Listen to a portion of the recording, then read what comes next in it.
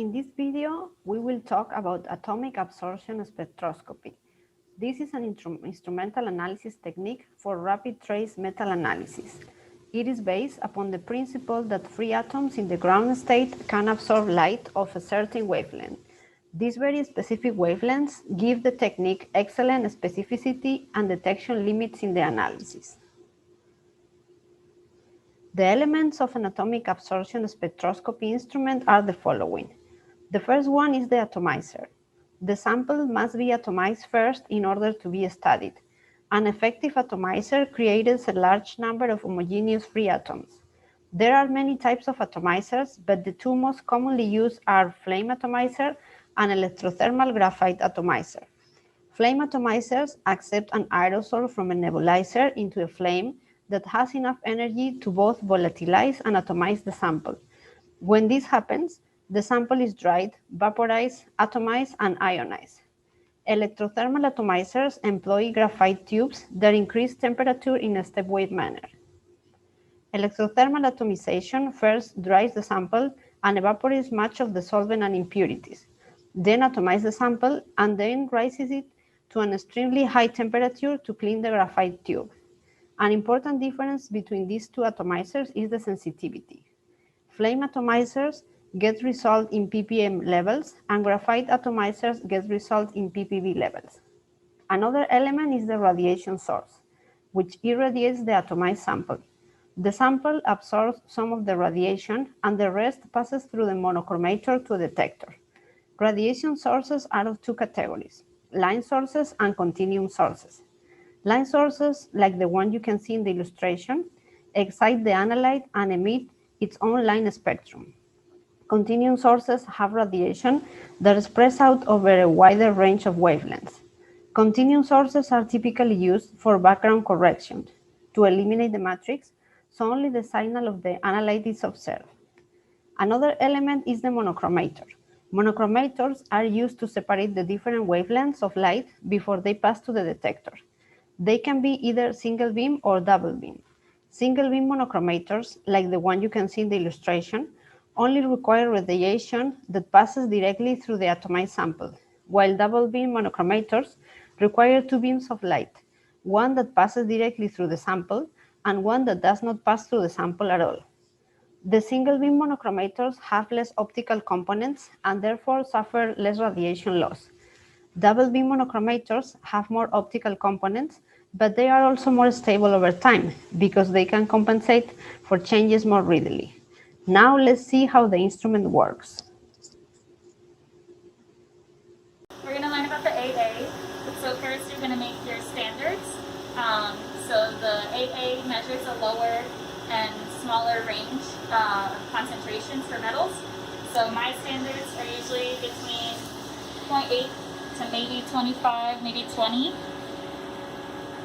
And these are made with 3% nitric acid. It depends on the metal and the optimum acid concentration that you're measuring. So once you make your standards, you want to have your standard curve. So we have 0.8 to 0.5, 5, 10, 25. So when I first run a few DI waters in the beginning to make sure you flush out anything that's in there, and then you always run your standard curve in the beginning of your run. And then I also run a few standard checks to make sure that the it hasn't drifted in the concentration, and you make sure that it's still measuring correctly throughout your run. You have your standards. You're also going to want to pour your samples into the little AA vials. And the way that I like to organize my samples and anytime I do a run, I like to number it with the number of the location that I'm going to put it in the auto sampler, and make sure I have the order of my run written out. That way, if there's a mistake, I can check this and check the actual vial that's in the auto sampler to make sure that what I put into the machine was what I actually set in the auto sampler. And then when you do your run, so I have a couple DIs in the beginning, my standard curve, another DI, and then some samples, and then I run a DI every fused samples. So this, I think, is every maybe 6 samples I run a DI to make sure that none of the metals is carrying over into the next sample. And then I also, every maybe 10-15 samples, I'll run a standard check. And then you want to make sure at the very end of your run, I do another standard check, and then another couple DI waters to make sure that it doesn't leave any metals in there for the next time somebody runs. So when I'm running the AA or any time I'm doing analysis for metals, you have a few quality checks or QA/QC that you should do. So the first is, of course, running a blank. This is just running a DI water, or you can also run a method blank, which is using a DI water to run through your entire sample processing, including a digestion or however you're analyzing your sample.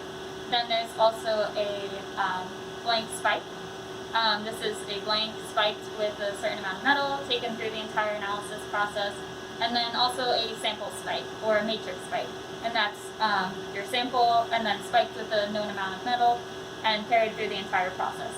Then when you run these along with your samples, for the blank spike, the difference between the blank spike and the blank, knowing the amount of metal that you spiked can give you the recovery from your method or your digestion. And same thing with the sample spike. Will give you the recovery of your entire method and digestion process. The acceptable range for recoveries for metals is typically 85% to 115%. So this can give you an idea of how good your digestion is and how accurate, and if there's any contamination, or at what point in the process you maybe had contamination. Furnace atomic absorption, that's what we use in our lab. So the way that it works is it first injects your sample into here, which is injecting it into the little graphite tube that looks like this. And so your sample goes into this tiny hole inside of here. The graphite tube is heated up so that the sample vaporizes, and then a specific light for your specific element that you're measuring is shined through the hole, and these are what the lamps look like.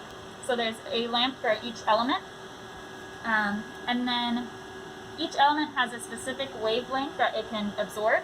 And so this will measure the absorption or the intensity of basically the difference of what's absorbed and what comes through your sample. And that's how it tells you it relates the intensity with the concentration. Right, so now I'll walk you through how to get the AA turned on and ready for sampling. So first you're going to open the argon gas tank. Then you turn this on. This is the instrument. And then you turn on the auto sampler, which is a switch on the side here. Next, you're going to want to make sure that the chiller water is on. So that's this. Make sure this is plugged in. And then you just turn on the top water. And then you want to make sure that this is the effluent of the chiller water. And it comes out really, really strong. So you want to make sure that this is shoved all the way down this drain so it doesn't come out. Then there's a few other things that you should check. The first is this DI water. So you want to make sure that this is filled all the way to the top and that these are pushed all the way down. And then the next thing you'll check later on is this container in the back, and that's also just filled with DI water. Yeah. And the instrument will beep and tell you if it's too low. So there are a few detection limits that are important to know. So first is an instrument detection limit, which is just how low the instrument can detect the sample. And then there's also a method detection limit, and you find this by putting a standard and running it through your method with 7 replicates, and there's an EPA method or an equation that then you use the standard deviation and some statistical methods to then find what your detection limit is based on that method. And then there's also a limit of quantification. So once you get your data, it tells you the absorption. So this is the raw data that comes out of the instrument. And then it uses your calibration curve to then tell you what the concentration is, and it calculates the concentration. So first you want your calibration curve to be at least 3 nines. So this one I would exclude this value and try to get it to 3 nines. And then you calculate your concentration based on this linear relationship between concentration and absorption.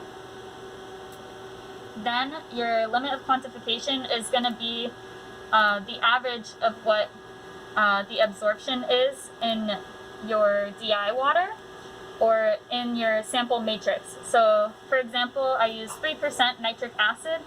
So my sample matrix is, or my blank is going to be DI water with 3% nitric acid, so that it's in the same acid matrix as my samples.